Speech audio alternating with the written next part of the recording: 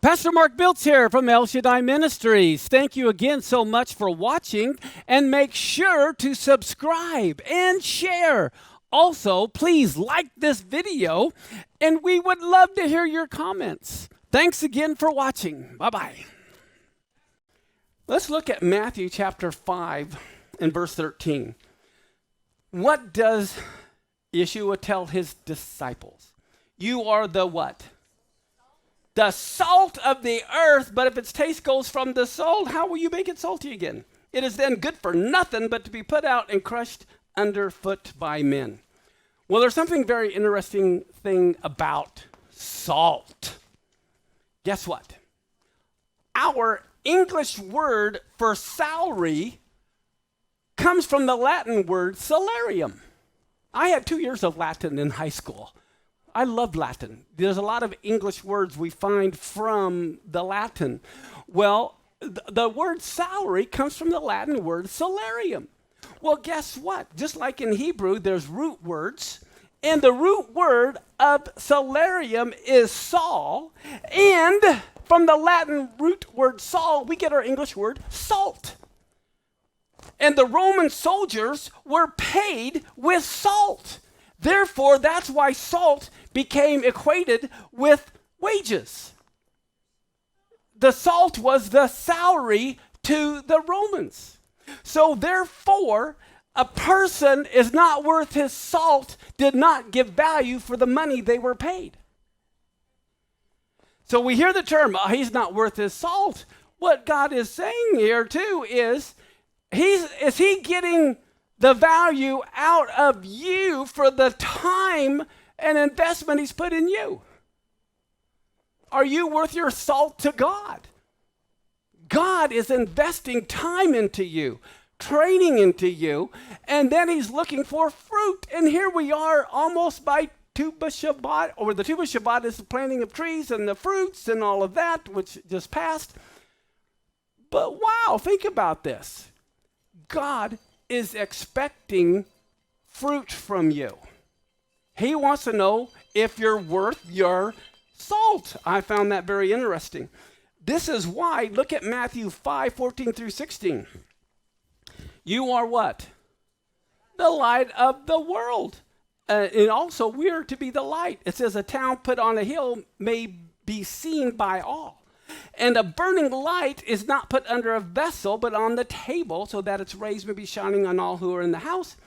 And now he says, even so let your light be shining before men, so they may see what? Your good works, and then give glory to you? No. Give glory to the Father who is in heaven.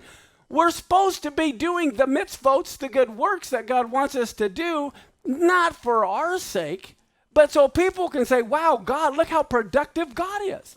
Do you realize if you claim to be a believer and you're not doing any good works, God's investing all this time and money, and he's saying, well, what am I getting? Why did I save you if you're just not going to do anything? You need to turn on the light. Okay, and look at Proverbs 6:20 through 23. My son, keep the father's commandment. Forsake not the Torah of your mother. Bind them continually upon your heart. Tie them around your neck. When you go, it'll lead you. When you sleep, it'll keep you. When you awake, it will talk with you. For the commandment is the lamp, and the Torah or the law is what? That's the light. So we're to be salt, which means we're to be producing fruit. Okay, we're supposed to give value to the time and effort that God puts into us. And then in Matthew 5:17 and 18, it says, don't think I've come to destroy the law or the prophets. I've come not to destroy, but to do what? And a lot of English, this is a horrible English word. What this word actually means, see, we have the Greek mindset. That means like a checklist. I fulfilled it, so now you don't have to. Okay? God says, I love the other person, so now you don't have to. That doesn't make sense, does it? What it really means when it says to fulfill, God is saying, look, I'm putting myself on exhibition so you know how to follow me. I'm exhibiting the actions you're supposed to have so that you have an example.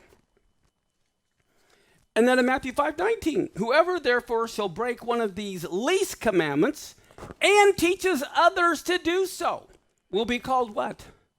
Least in the kingdom of heaven. That shows you that there will be different levels in heaven.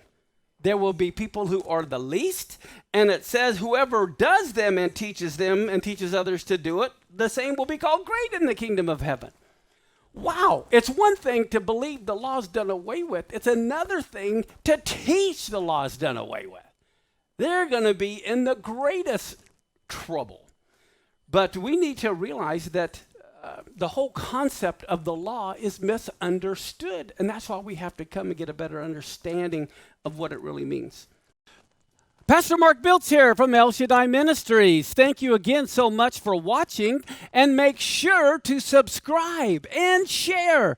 Also, please like this video, and we would love to hear your comments. Thanks again for watching. Bye-bye.